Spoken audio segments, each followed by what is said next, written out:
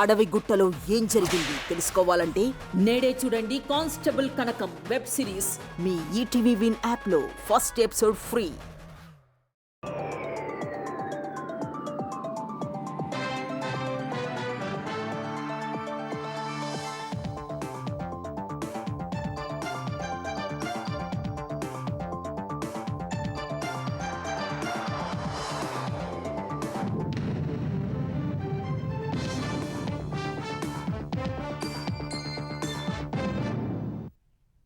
నమస్కారం. ETV news కి స్వాగతం. ఎన్నికల ప్రచారంలో సీఎం రేవంత్ రెడ్డి చేసిన వ్యాఖ్యలపై దాఖలైన పరువు నష్టం దావాను సుప్రీంకోర్టు కొట్టివేసింది.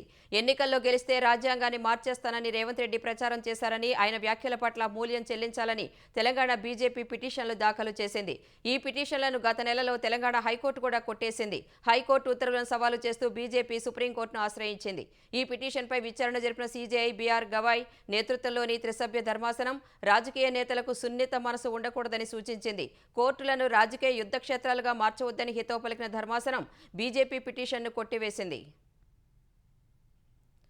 తెలంగాణలో రైతులకు సకాలంలో బ్యాంకర్లు రుణాలు ఇవ్వాలని ఉప ముఖ్యమంత్రి బట్టి విక్రమార్క కోరారు. క్షేత్రస్థాయిలో ఆస్తుల తాకట్టు, ఫిక్స్డ్ డిపాజిట్లు చేయండి అంటూ రైతులను ఒత్తిడి చేయవద్దన్న బట్టి బ్యాంకర్లు పూర్తి మానవీయ కోణంలో ఆలోచించాలని సూచించారు. హైదరాబాద్ ప్రజాభవన్లో జరిగిన రాష్ట్ర స్థాయి బ్యాంకర్ల సమితి ఎస్ఎల్బీసీ సమావేశంలో పాల్గొన్న భట్టి తెలంగాణ ప్రగతిలో బ్యాంకర్ల పాత్ర ప్రముఖమైనదన్నారు. తెలంగాణ ప్రభుత్వం అమలు చేస్తున్న సంక్షేమ పథకాలు, అభివృద్ధి కార్యక్రమాలు, సేవ, మౌలిక సదుపాయాల కల్పన, ఇతర ప్రాధాన్యత రంగాలకు ఇతోధికంగా రుణాలు ఇవ్వాలని ఉప ముఖ్యమంత్రి సూచించారు. తెలంగాణలో యూరియా కోసం రాస్తారోకోలు, ధర్నాలు చేసిన రైతుల ఇక్కట్లు మాత్రం తీరడం లేదు. మెదక్ జిల్లా చేగుంటలో యూరియా పంపిణీ చేయాలంటూ రైతులు రాస్తారోకో చేశారు. కౌడిపల్లిలో హైదరాబాద్ మెదక్ ప్రధాన రహదారిపై అన్నదాతలు ధర్నా చేపట్టారు. రామాయంపేట, నిజాంపేటలో తెల్లవారుజాము నుంచే రైతులు బారులు తీరారు. నల్గొండ త్రిపురారంలో పీఏసీ వద్ద రైతులు తెల్లవారుజాము నుంచే పడిగాపులు కాస్తున్నారు. సిద్దిపేట జిల్లా మిరుదొడ్డిలో యూరియా కోసం అర్ధరాత్రి నుంచి పడిగాపులు కాసిన రైతులు నిల్వలు లేకపోవడంతో ఆగ్రహం వ్యక్తం చేస్తూ రాస్తారోకో చేపట్టారు. హన్మకొండ జిల్లా కమలాపూర్ మండలం మర్రిపాలెం గూడెం పీఏసీ వద్ద రైతులు చెప్పులు క్యూలైన్లలో పెట్టి పడిగాపులు కాశారు. పరకాల నియోజకవర్గంలోనూ ఇదే పరిస్థితి నెలకొంది. వరంగల్ జిల్లా ఖానాపురం మండలంలో యూరియా కోసం రైతులు గంటల కొద్దీ బారులు తీరారు. బోతులగడ్డ వ్యవసాయ కేంద్రం వద్ద ఓ రైతు సొమ్మసిల్లి పడిపోయాడు. తోటి రైతులు అతన్ని ఆసుపత్రికి తరలించారు. నర్సంపేట మండలంలోనూ పీఏసీ కేంద్రాల వద్ద 20 గ్రామాల రైతులు పడిగాపులు కాశారు. కొమురం భీం జిల్లా రెబ్బల మండలం పీఏసీ ఎదుట రోడ్డుపై సుమారు 400 మంది రైతులు బైఠాయించగా 5 కిలోమీటర్ల మేర ట్రాఫిక్ జామ్ అయింది. ఎరువుల విషయంలో తెలంగాణ పట్ల కేంద్రం వివక్ష చూపుతోందని బీసీ సంక్షేమ శాఖ మంత్రి పొన్నం ప్రభాకర్ అన్నారు. బీజేపీ, బీఆర్ఎస్ కుమ్మక్కై తెలంగాణ ప్రభుత్వంపై ఆరోపణలు చేస్తున్నాయని మండిపడ్డారు. ఎరువుల తయారీ, సరఫరాపై పూర్తి ఆధిపత్యం కేంద్రానిదేనని స్పష్టం చేశారు. క్షేత్రస్థాయిలో రైతులు తీవ్ర ఇబ్బందులు పడుతున్నారని మంత్రి ఆందోళన వ్యక్తం చేశారు. తెలంగాణ రైతులందరూ బీజేపీ నేతలను నిలదీయాల్సిన అవసరం ఉందన్న పొన్నం, ఎరువుల వైఫల్యం బాధ్యత బీజేపీ తీసుకోవలసిందేనని వెల్లడించారు. రామగుండం ఎరువుల కర్మాగారంలో ఎరువులు ఉత్పత్తి చేసి సరఫరా చేయాలని మంత్రి పొన్నం డిమాండ్ చేశారు. ఆంధ్రప్రదేశ్లోనూ పలు చోట్ల యూరియా కోసం రైతులు బారులు తీరారు. పార్వతీపురం, మన్యం జిల్లా పాలకొండలో యూరియా కోసం రైతులు తీవ్ర అవస్థలు పడ్డారు. ఉదయం 5 గంటల నుంచి వేచి ఉన్నా తమకు యూరియా దొరకటం లేదని రైతులు చెబుతున్నారు. పాలకొండలోని ఎరువుల దుకాణం వద్ద పెద్ద సంఖ్యలో రైతులు పడిగాపులు కాశారు. సరిపడా యూరియా నిల్వలు పెంచడం సహా అక్రమార్కులకు అడ్డుకట్ట వేయాలని అన్నదాతలు కోరుతున్నారు. కడప జిల్లా కమలాపురంలో యూరియా కోసం రైతులు గంటల కొద్దీ వేచి ఉన్నారు. ఎంతసేపటికి యూరియా పంపిణీ ప్రారంభించకపోవడంతో అధికారులు, రైతులకు మధ్య వాగ్వాదం చోటు చేసుకుంది. ఎన్టీఆర్ జిల్లా గంపలగూడెం మండలం గుళ్లపూడి గ్రామంలోని సొసైటీ భవనం ముందు యూరియా కోసం క్యూలో చెప్పులు వదిలారు. ఈ ఉదయమే పెద్ద ఎత్తున రైతులు సొసైటీ వద్దకు తరలివచ్చారు. అధికారులు వచ్చే వరకు క్యూలో నిల్చోలేక ఇలా చెప్పులు పెట్టారు. ఆంధ్రప్రదేశ్లో 11 మంది సీనియర్ ఐఏఎస్ అధికారులను బదిలీ చేస్తూ రాష్ట్ర ప్రభుత్వం ఉత్తర్వులు జారీ చేసింది. సీనియర్ ఐఏఎస్ అనిల్ కుమార్ సింఘాల్ను రెండోసారి తిరుమల తిరుపతి దేవస్థానాల ఈవోగా బదిలీ చేసింది. జి అనంతరామును పర్యావరణ అటవీ విభాగం నుంచి గవర్నర్ ప్రత్యేక ప్రధాన కార్యదర్శిగా పంపింది. ఎంటీ కృష్ణబాబును ఆరోగ్య శాఖ నుంచి రోడ్లు, భవనాల శాఖకు బదిలీ చేసింది. ఇన్ఫ్రా అండ్ ఇన్వెస్ట్మెంట్స్ విభాగం అదనపు బాధ్యతలు అప్పగించింది. జె శ్యామలారావును టీటీడీ నుంచి తిరిగి జీఏడీ ప్రిన్సిపల్ సెక్రటరీగా బదిలీ చేసింది. ముఖేష్ ముఖేష్ కుమార్ మీనాను రెవెన్యూ ప్రిన్సిపల్ సెక్రటరీ సహా గనుల విభాగం బాధ్యతలు అదనంగా ఇచ్చింది. కాంతిలాల్ దండేను రోడ్లు భవనాల శాఖ నుంచి పర్యావరణ అటవీ విభాగానికి మార్చింది. ఆరోగ్య శాఖ కార్యదర్శిగా సౌరభ్ గౌర్ను నియమించింది. పౌర సరఫరాల శాఖ బాధ్యతలను సౌరభ్ గౌర్ అదనంగా నిర్వహిస్తారు. ఏపీ భవన్ రెసిడెంట్ కమిషనర్గా ప్రవీణ్ కుమార్, మైనార్టీల సంక్షేమ కార్యదర్శిగా సిహెచ్ శ్రీధర్, కార్మిక శాఖ కార్యదర్శిగా ఎంవి శేషగిరి బాబు, దేవాదాయ శాఖ కార్యదర్శిగా ఎం హరి జవహర్లాల్ను ప్రభుత్వం నియమించింది.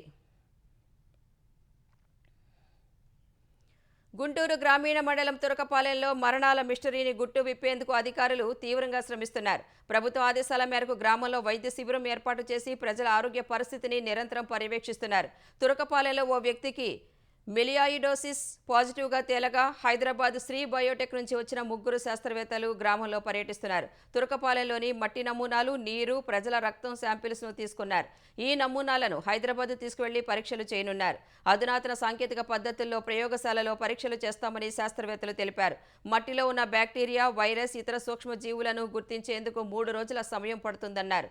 జన్యు పరీక్షల కోసం 25 రోజులు సమయం వేచి చూడాలని తెలిపారు. పరీక్షల అనంతరం నివేదికను ప్రభుత్వానికి అందిస్తామని శాస్త్రవేత్తలు వెల్లడించారు.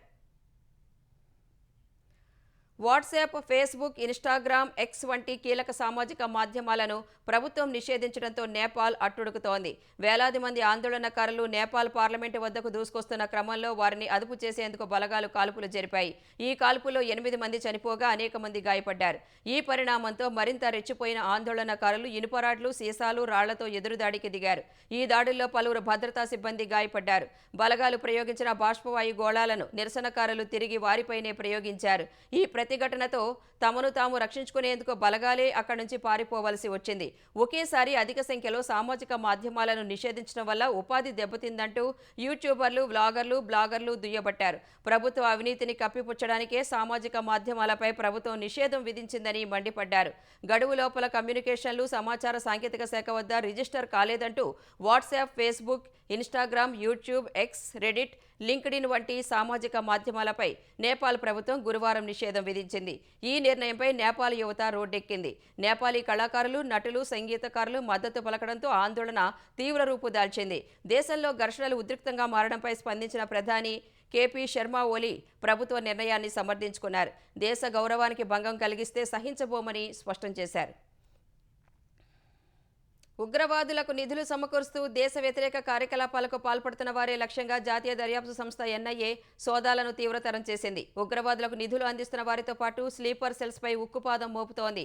దేశవ్యాప్తంగా 5 రాష్ట్రాలు, కేంద్రపాలిత ప్రాంతం జమ్మూ కాశ్మీర్లో ఎన్ఐఏ సోదాలు చేస్తోంది. అనుమానితుల ఇళ్లలో గుర్తింపు పత్రాలు, బ్యాంకు లావాదేవీలను క్షుణ్ణంగా పరిశీలిస్తోంది.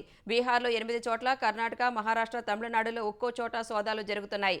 ఉత్తరప్రదేశ్లో 2 ప్రాంతాల్లో, జమ్మూ కాశ్మీర్లో బారాముల్లా, కుల్గాం, అనంతనాగ్, పుల్వామా సహా 9 ప్రాంతాల్లో తనిఖీలు కొనసాగుతున్నాయి.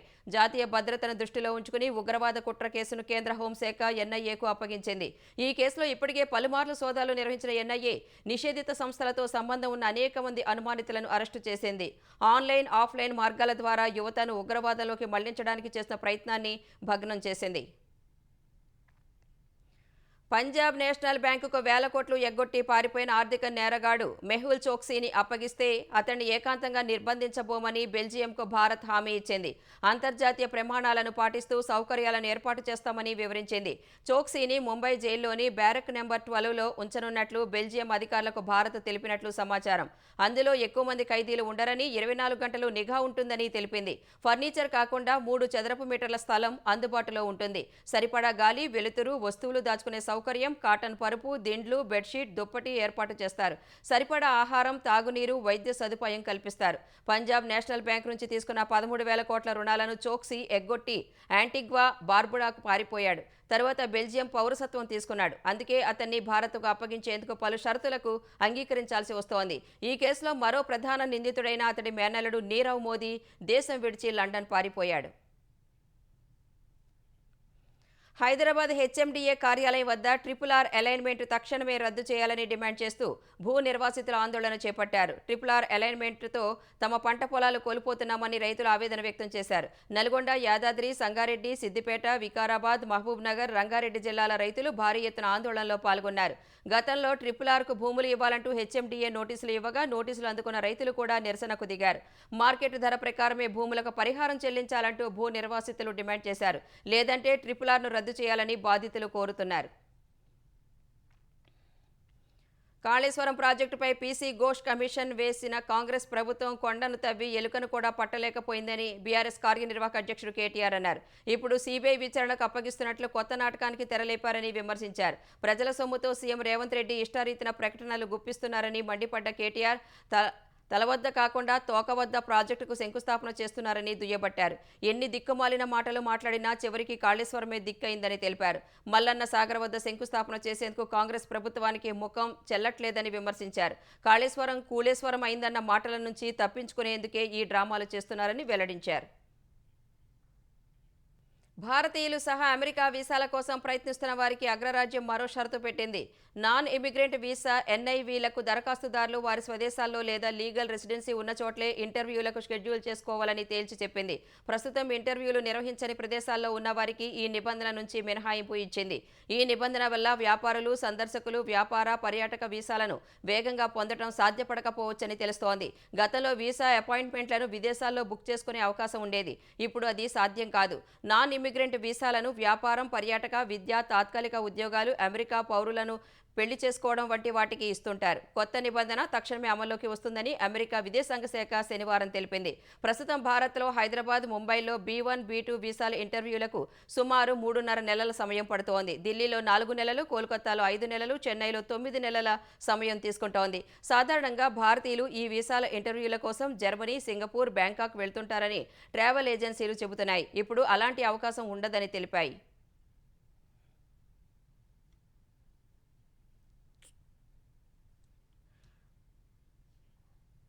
మలయాళ నటి నవ్య నాయర్కు ఆస్ట్రేలియాలోని మెల్బోర్న్ విమానాశ్రయంలో ఎదురైన అనూహ్య ఘటన ఆలస్యంగా వెలుగులోకి వచ్చింది. ఓ కార్యక్రమం కోసం ఆస్ట్రేలియా వెళ్లిన నవ్య నాయర్ తనతో పాటు బ్యాగ్లో మల్లెపూలు తీసుకుపోగా వాటిపై ₹1,14,000 జరిమానా పడింది. ప్రపంచంలోని అత్యంత కఠినమైన బయోసెక్యూరిటీ చట్టాలు ఉన్న విమానాశ్రయాల్లో మెల్బోర్న్ ఎయిర్పోర్ట్ ఒకటి.